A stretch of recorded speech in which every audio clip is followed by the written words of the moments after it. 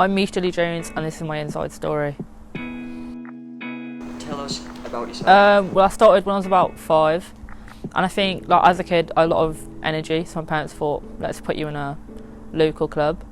And then I was at a grassroots team till about 10, and then I went to Crewe Alexander Academy, and then unfortunately they folded, so then I went to Liverpool, and then I was there for about 6 or 7 years, and then I moved to Man City Academy when I was 16, and then left when I turned 18, just this summer gone, and now I'm at Yeovil. How's this season been? It's been quite eventful with a lot of changes, but I think finally we're settled with the right manager and the right people around us, that we actually have a lot of potential to actually achieve a lot of stuff now. So you've gone into senior football this season.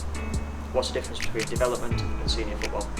Probably the mentality. So in development football you could dwell on the mistake and it would be fine, it wouldn't affect you that much, but in senior football you've got someone screaming at you and you're like, I've got to get over that and I've got to get over my mistake. And then physicality, I think I was probably quite nervous about that because I didn't think I was strong enough going into it. But again, the mentality thinking, I am strong enough going into it, then I think that prepared me well. Is it what you expected, or is it harder or easier? I feel like it's easier and harder in some ways. So I think when I came through Man City Academy, everything had to be polished, so it had to be like tic-tac football. It was 2-touch, 1-touch passing around people. And then going into senior football, I was always told, use your pace to go past people, and I was like, that's not just always my game. I like to pass and move and do different movements to get past different people. So I think that side of the game where I don't want to just be seen as this person that can just take people on with pace and skill was probably quite hard to grasp, because sometimes I'm going to have to do that and sometimes I'm going to have to pass the ball to get past people.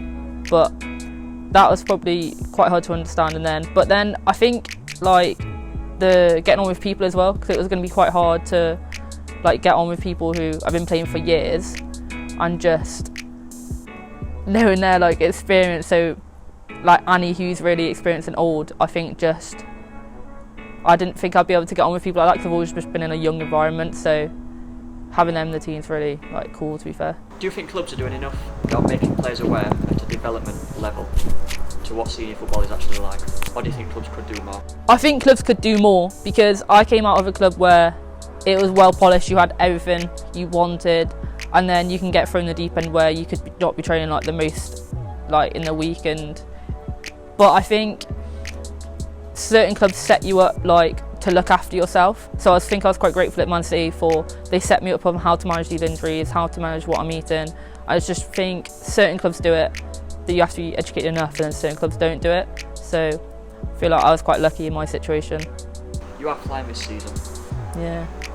Did you have any goals or any targets to start this season? Well, I think when I was younger, a lot of coaches just look at your stats as a forward. I knew that coming into senior football, if I was getting looked at when I'm under 16s, coming into senior football, they're going to look at your stats, and I thought, I've got to get some goals, I've got to get some assists, and I want to help push the team to probably get promoted. Probably the position at the moment isn't the most great one we could be in, but I think the energy with the club as well, we can probably carry on striving going forward. So just getting goals, assists and helping the club out. What do you think are your goals going forward? Well, I was looking to go to America after finishing sixth form, but I just felt like it wasn't the right thing to do. So I just decided not to and just decided to play football here. So probably when as I got older, look to play professionally in America. I was watching the USA League, and just something I've always wanted to do when I was older. What advice would you give to any young player making the jump from development football to adult football? Probably that in development you're going to have a lot of different coaches, and you're going to have a lot of different coaches that are going to believe in you. So whatever coach you have going into senior football, they could change within a month or they could be there with you for years.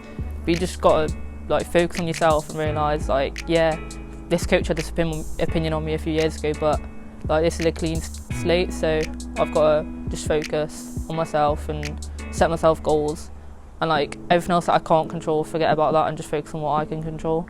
So can you tell us a bit about your international career? So I was with Wales North Regional squad from probably quite a young age.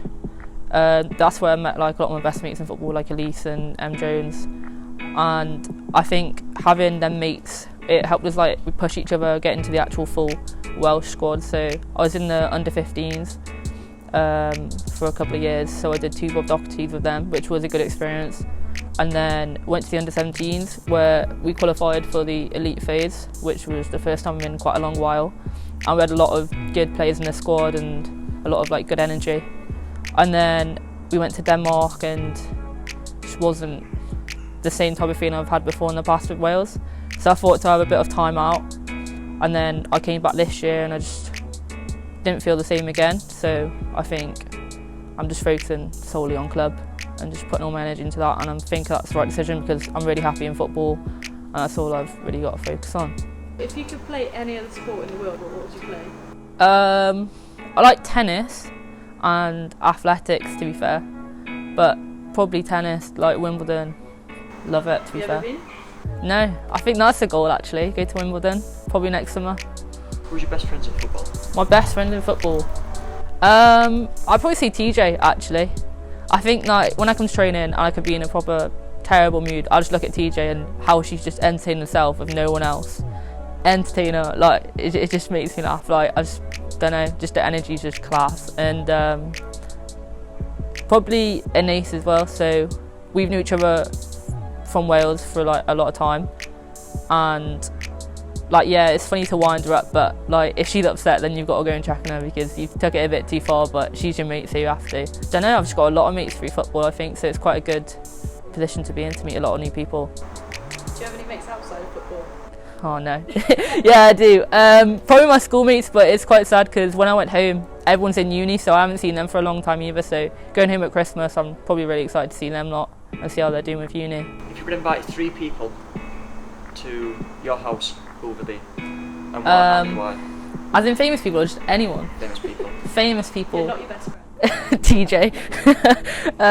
Probably Tobin Heath's my football inspiration. I think she's just so cool, and like just everything she does, I'm just like, yeah, I want to do that. That's so cool. Like she has this thing where like her shin pads are proper low, but I can't do that because it's not comfortable at all. So Tobin Heath, music-wise, I'd probably say Harry Styles because I just think he's class as well. I just love Harry Styles.